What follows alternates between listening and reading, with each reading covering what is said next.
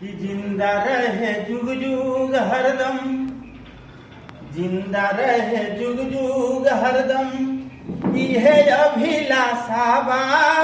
मिसरी के जैसन मीठ भोजपुरी भाषा बा। जिंदा रहे जुग जुग हरदम, इहे अभिलाषा बा।